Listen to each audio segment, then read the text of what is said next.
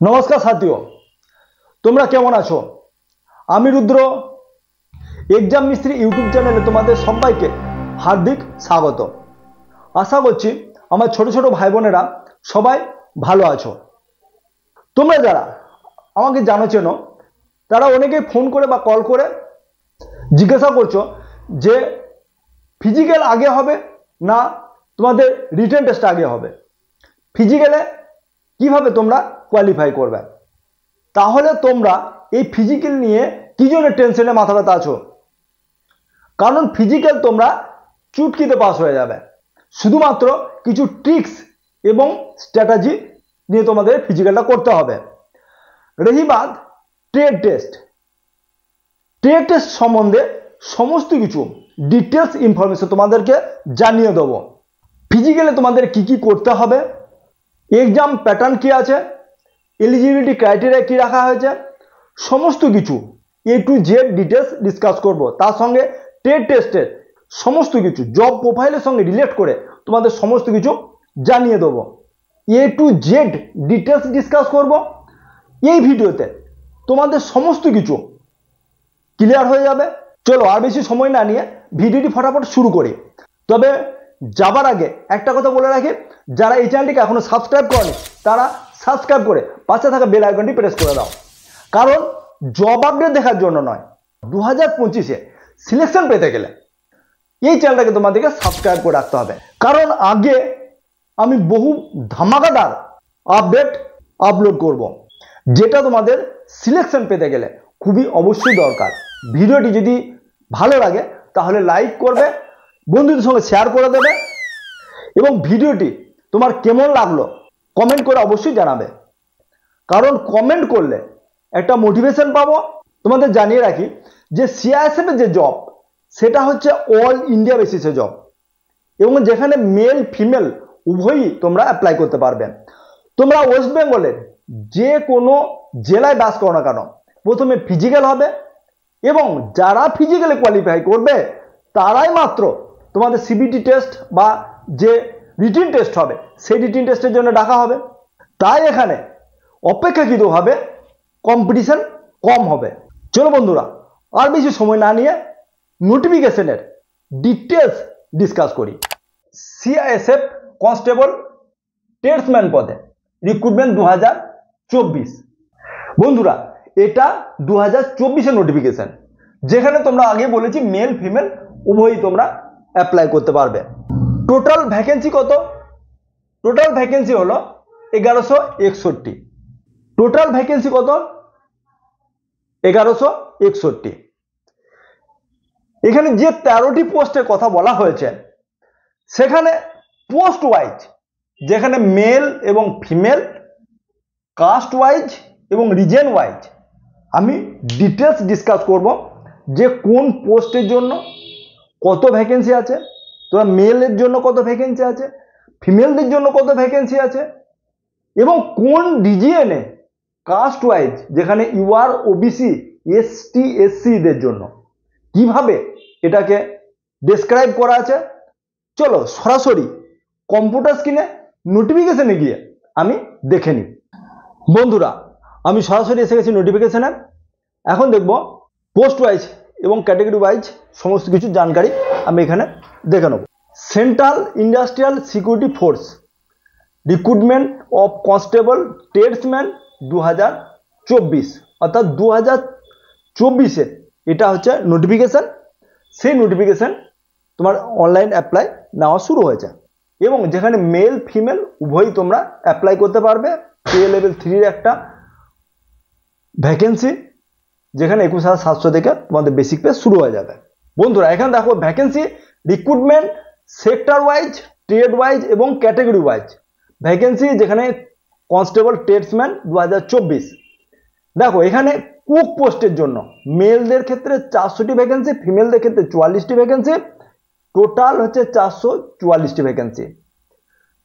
কোবলারদের জন্য 7টি mail vacancy, female 1টি vacancy আছে, টোটাল 8টি ভ্যাকেন্সি আছে। টেলর জন্য 19টি ভ্যাকেন্সি আছে, ফিমেলদের ক্ষেত্রে 2টি ভ্যাকেন্সি, টোটাল 21টি ভ্যাকেন্সি আছে। বারবার মেলের ক্ষেত্রে 163টি ভ্যাকেন্সি এবং ফিমেলদের ক্ষেত্রে 17টি ভ্যাকেন্সি আছে। টোটাল 180টি ভ্যাকেন্সি রয়েছে। ওয়াশারম্যান পদের জন্য 212টি ভ্যাকেন্সি হচ্ছে মেলদের ক্ষেত্রে এবং ফিমেলদের ক্ষেত্রে 24টি ভ্যাকেন্সি, যেখানে 236টি টোটাল ভ্যাকেন্সি দেখা যাচ্ছে। সুইপার পদের জন্য মেলদের 123টি ভ্যাকেন্সি, ফিমেলদের 14টি ভ্যাকেন্সি, টোটাল 137টি ভ্যাকেন্সি রয়েছে। যেখানে পেন্টারদের জন্য মেলদের 2টি ভ্যাকেন্সি আছে, টোটাল 2টি ভ্যাকেন্সি। কার্পেন্টারদের জন্য মেল 7টি ভ্যাকেন্সি, ফিমেলদের 1টি ভ্যাকেন্সি, টোটাল হচ্ছে 8টি ভ্যাকেন্সি রয়েছে। ইলেকট্রিশিয়ানদের 4টি ভ্যাকেন্সি, মালির ক্ষেত্রে 4টি ভ্যাকেন্সি, যেখানে মেলদের ক্যান্ডিডেটরা অ্যাপ্লাই করতে পারবে। ওয়েল্ডারদের ক্ষেত্রে 1টি ভ্যাকেন্সি, মেলরা অ্যাপ্লাই করতে পারবে এবং চার্জ ম্যাকের 1টি ভ্যাকেন্সি, যেখানে মেল অ্যাপ্লাই করতে পারবে এবং এমপি অ্যাটেন্ডেন্সের ক্ষেত্রে 2টি ভ্যাকেন্সি, যেখানে মেলদের ভ্যাকেন্সি আছে। যেখানে টোটাল ভ্যাকেন্সি বলা হয়েছে 945টি হচ্ছে মেলদের ভ্যাকেন্সি এবং 103টি হচ্ছে ফিমেলদের ভ্যাকেন্সি। টোটাল ভ্যাকেন্সি হচ্ছে 1048টি ভ্যাকেন্সি, যেখানে এক্স সার্ভিসম্যান পদের জন্য 113টি ভ্যাকেন্সি রাখা হয়েছে। টোটাল ভ্যাকেন্সি হচ্ছে এক্স সার্ভিসম্যানদের মিলিয়ে 1161টি ভ্যাকেন্সি। এখন দেখবো বন্ধুরা যে রিজিয়ন ওয়াইজ, কাস্ট ওয়াইজ কোন রিজিয়নে কত ভ্যাকেন্সি আছে সেটা জেনে নেব। দেখো এখানে বলা হয়েছে category: Northern sector, NCR, western, central sector, eastern sector, southern sector, north eastern sector 2, যেখানে ওয়েস্ট বেঙ্গল আসে, এবং north eastern sector grand total এখানে দেওয়া হয়েছে। এখানে কুক পদের জন্য ইউআর, এসসি, এসটি, ওবিসি এবং ইডাব্লিউএস টোটাল কতগুলি ভ্যাকেন্সি দেওয়া হয়েছে, কোন রিজিয়নে কতগুলি ভ্যাকেন্সি, সেগুলি একদম রিজিয়ন ওয়াইজ ভ্যাকেন্সি দেওয়া আছে। যেখানে নর্থ ইস্টার যে সেক্টর 2, সেখানে 44টি ভ্যাকেন্সি দেওয়া আছে কুকদের জন্য। এবং এখানে দেখবো যে কোবলার পোস্টের জন্য 1টি ভ্যাকেন্সি দেওয়া আছে। টেলারদের জন্য এখানে 3টি ভ্যাকেন্সি দেওয়া আছে। বারবারদের জন্য এখানে 18টি ভ্যাকেন্সি দেওয়া আছে এবং ওয়াশারম্যান পদের জন্য 24টি ভ্যাকেন্সি দেওয়া আছে। যেখানে ইউআরদের জন্য 10টি, এসসির জন্য 4টি, এসটির জন্য 2টি, ওবিসির জন্য 6টি এবং ইডাব্লিউএস জন্য 2টি, টোটাল 24টি ভ্যাকেন্সি দেওয়া আছে। এবং এখানে দেখো সুইপারদের জন্য কতগুলি না 14টি ভ্যাকেন্সি দেওয়া আছে। পেন্টারদের জন্য কোনো ভ্যাকেন্সি নেই এবং কার্পেন্টার জন্য 1টি ভ্যাকেন্সি দেওয়া হয়েছে। ইলেকট্রিশিয়ানদের জন্য কোনো ভ্যাকেন্সি নেই এবং মালির জন্য কোনো ভ্যাকেন্সি নেই। এখন দেখব বন্ধুরা যে ফিমেল ক্যান্ডিডেটদের জন্য কোথায় কত ভ্যাকেন্সি রয়েছে। সবার আগে আমি দেখব যে নর্থ ইস্টার্ন সেক্টর 2তে কতগুলি ভ্যাকেন্সি দেওয়া হয়েছে কোন পদের জন্য। যেখানে কুক পদের জন্য 5টি ভ্যাকেন্সি দেওয়া হয়েছে, কোবলা পদের জন্য কোনো ভ্যাকেন্সি নেই, টেলারের জন্য কোনো ভ্যাকেন্সি নেই, বারবারের জন্য কোনো ভ্যাকেন্সি নেই, ওয়াশারম্যানের জন্য 2টি ভ্যাকেন্সি আছে এবং কার্পেন্টার জন্য কোনো ভ্যাকেন্সি নেই এবং সুইপার পদের জন্য 2টি ভ্যাকেন্সি আছে। টোটাল ফিমেলদের ক্ষেত্রে ইস্টার্ন রিজিয়ন সেক্টর 2তে 11টি ভ্যাকেন্সি দেওয়া হয়েছে। বন্ধুরা তাহলে এখানে তোমরা কাস্ট ওয়াইজ, পোস্ট ওয়াইজ এবং রিজিয়ন ওয়াইজ সমস্ত কিছু ভ্যাকেন্সি কথা তোমরা ভ্যাকেন্সি ডিটেলস তোমরা জানতে পেরেছ। এখন দেখব যে এডুকেশন কোয়ালিফিকেশন কি রাখা হয়েছে। বন্ধুরা তুমি যদি মাত্র 10 পাস হয়ে থাকো, আইটিআই সার্টিফিকেট লাগবে না, কোনো ডিপ্লোমা ডিগ্রির কোনো গল্প নেই, শুধুমাত্র তুমি যদি 10 পাস হয়ে থাকো, এখানে কোনো এক্সপিরিয়েন্সের কথা বলা হয়নি, শুধুমাত্র যারা মাত্র শুধু 10 পাস করে আছো তারাই অ্যাপ্লাই করতে পারবে। এবং কারণ এখানে সিলেকশন প্রসেস খুব ইজি, কারণ আমি আগে বলবো যে সিলেকশন প্রসেস কত ইজি তোমরা দেখবে এবং তোমরা জানতে পারবে, তাই ভিডিওটি আমার সঙ্গে দেখতে থাকো। এবার দেখবো বন্ধুরা যে অ্যাপ্লাই ডেট কখন আছে। বন্ধুরা অ্যাপ্লাই ডেট এখানে 5/3 থেকে, অর্থাৎ 5 মার্চ থেকে শুরু হয়ে গেছে এবং লাস্ট ডেট আছে 3 এপ্রিল পর্যন্ত। হাতে এখনো সময় আছে। বন্ধুরা তোমরা যারা ভাবছো যে সিআইএসএফ এর একটা ডিফেন্স জবের বর্দি তোমরা পড়ে চাকরি করবে, তাহলে অবশ্যই তোমরা আজই অ্যাপ্লাই করে নাও। আজকের দিনে গভর্নমেন্ট চাকরি পাওয়াটা সব থেকে বড় একটা কম্পিটিশন হয়ে দাঁড়িয়েছে, তাই তোমরা এই সুযোগ মিস করবে না। এবং আগে বলবো যে সিলেকশন প্রসেস কত ইজি। এখন দেখে নেবো বন্ধুরা যে এজ লিমিট কত রাখা হয়েছে। এজ লিমিট এখানে বলা হয়েছে 18 থেকে 23 বছর পর্যন্ত, যেখানে 1/8/2025 তোমাদের কাট অফ ডেট দেওয়া হয়েছে। অর্থাৎ 1/8/25-এর মধ্যে তোমাদের যদি 18 থেকে 23 বছর বয়স হয়ে থাকে তাহলে অবশ্যই তোমরা অ্যাপ্লাই করতে পারবে। এসে দেখে নি যে এজ রিল্যাক্সেশন কি দেওয়া হয়েছে। অর্থাৎ ইউআর ভ্যাকেন্সিদের ক্ষেত্রে যারা ইউআর ক্যান্ডিডেট তাদের ক্ষেত্রে 2/8/2002 থেকে 1/8/2007 পর্যন্ত যাদের ডেট অফ বার্থ তারা অবশ্যই অ্যাপ্লাই করতে পারবে। সঙ্গে ওবিসিদের 3 বছরের 97 পর্যন্ত যাদের ডেট অফ বার্থ দাঁড়াবে তারা অবশ্যই অ্যাপ্লাই করতে পারবে। এবং এখানে বলা হয়েছে যে এক্স সার্ভিসম্যানদের জন্য যে টোটাল সার্ভিস তার সঙ্গে 3 বছরের যোগ করে টোটাল এজ থেকে টোটাল যে এজ তার থেকে মাইনাস করলে যদি তোমাদের বয়স 18 থেকে 23-এর মধ্যে দাঁড়াতে হবে। বন্ধুরা, রহিবাত যে পোস্টগুলির কথা বলা হয়েছে, তোমাদের মনে একটাই প্রশ্ন উঠতে পারে যে কোন পোস্টের জন্য তুমি অ্যাপ্লাই করবে। কারণ এখানে অ্যাপ্লাইয়ে যে নোটিফিকেশন ডিটেলস বলা আছে যে তুমি যে কোনো একটি পোস্টের জন্য তুমি অ্যাপ্লাই করতে পারবে। এখানে মাল্টিপল পোস্টের জন্য তুমি অ্যাপ্লাই করতে পারবে না। তাহলে এখানে দেখো সব থেকে বেশি যে ভ্যাকেন্সিটা আছে সেটা হচ্ছে 444টি ভ্যাকেন্সি আছে কুক পোস্টের জন্য, যেখানে আমি রেড মার্ক অর্থাৎ রেড পেনে লেখা আছে। কেন লেখা আছে সেটা আমি বলবো। এবং বারবার অর্থাৎ যারা ওই চুল কাটে তারা হচ্ছে বারবারে 180টি পোস্ট আছে।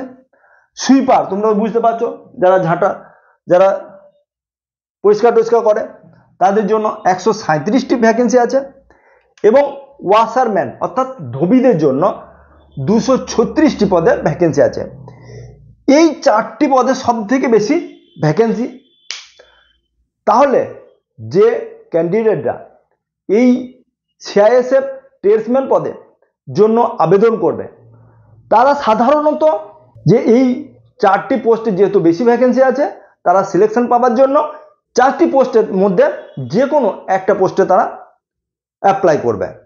এবং আরো বলে দিই যে টেলার জন্য 21টি ভ্যাকেন্সি, কোবলার অর্থাৎ যারা মুচি তাদের জন্য 8টি ভ্যাকেন্সি আছে, এবং যারা কার্পেন্টারদের জন্য 8টি ভ্যাকেন্সি, পেন্টারদের জন্য 8টি ভ্যাকেন্সি আছে, মালি অর্থাৎ গার্ডেনের যে মালি তাদের জন্য 8টি ভ্যাকেন্সি, এবং ইলেকট্রিশিয়ান বা এই ধরনের যে ছোট ছোট পোস্ট যে আরো পোস্ট রয়েছে বাকি পোস্টগুলিতে 2টি 4টি করে ভ্যাকেন্সি রয়েছে।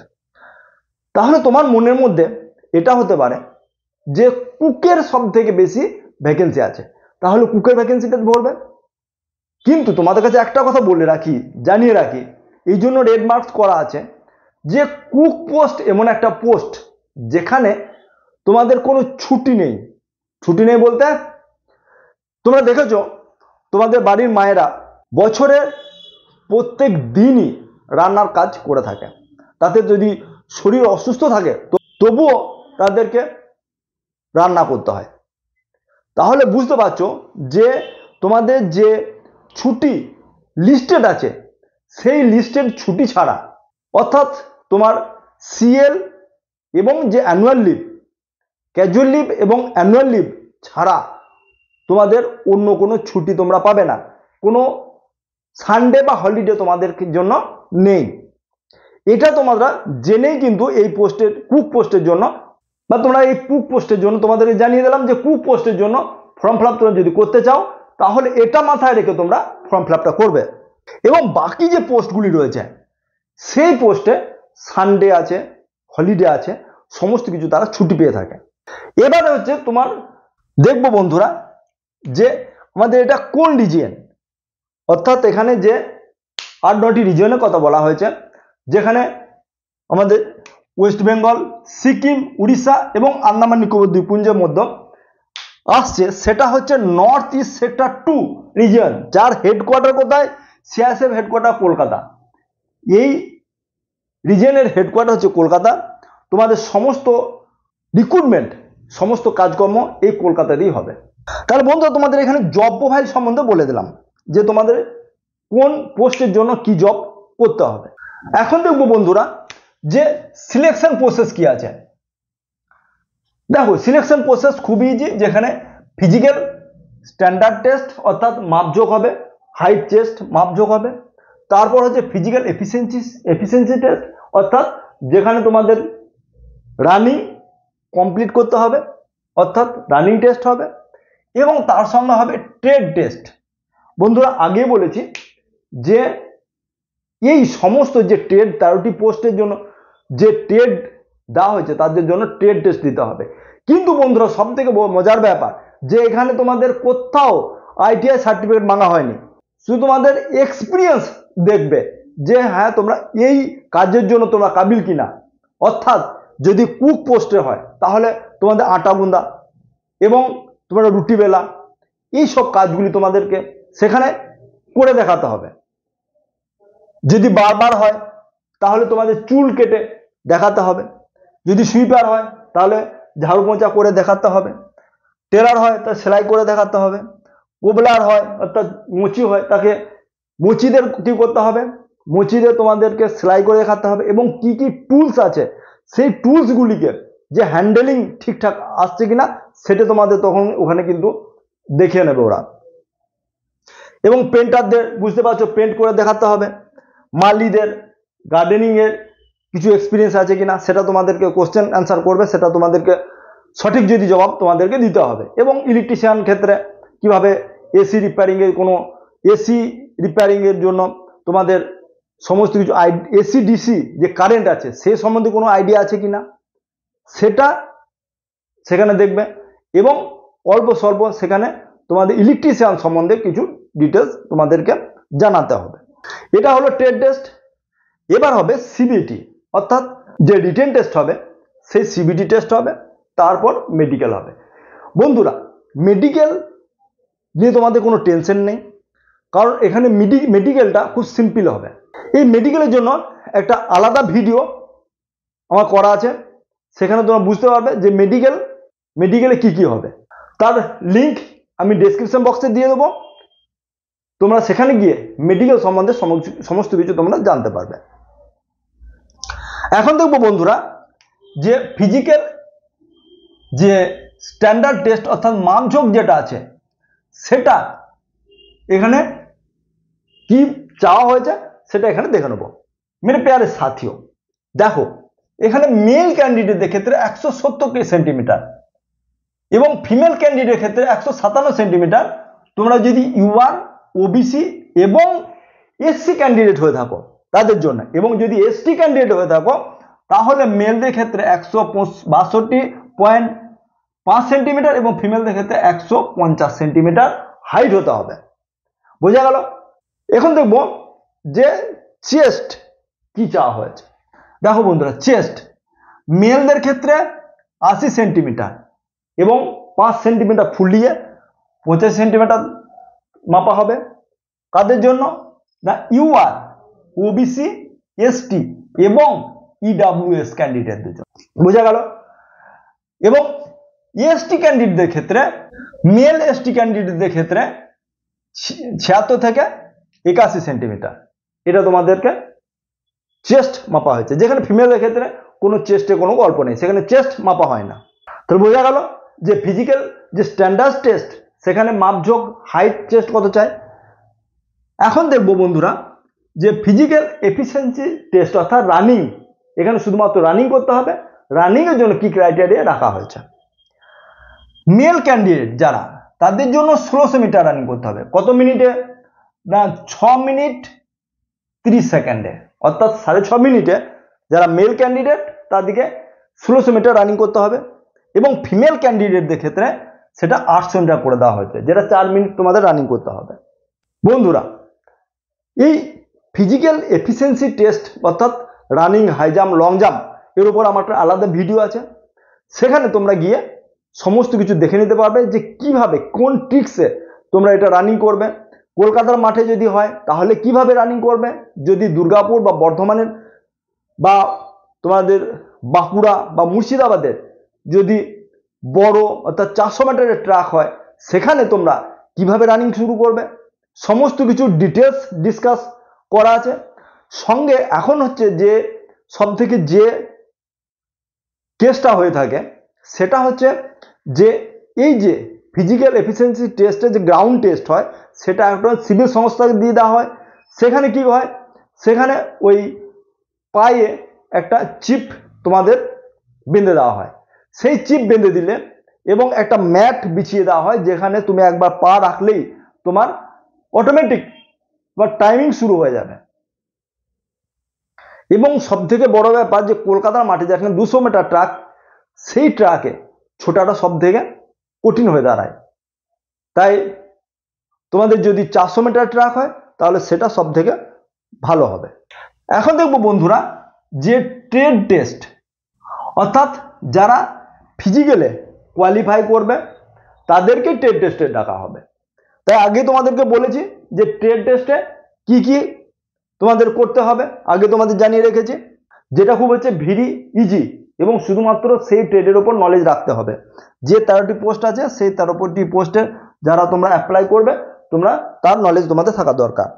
এখন দেখবো বন্ধুরা যে এক্সাম প্যাটার্ন, কারণ আমি সবসময় বলে থাকি যে প্রত্যেক এক্সামের এক্সাম প্যাটার্ন আলাদা এবং এখানে যেখানে ডিফেন্স জব সেখানে এক্সাম প্যাটার্ন খুবই সোজা থাকে, খুবই ইজি এবং যে সাবজেক্ট থাকে সেগুলি একদম 10th স্ট্যান্ডার্ডের একদম লেভেলের হয়।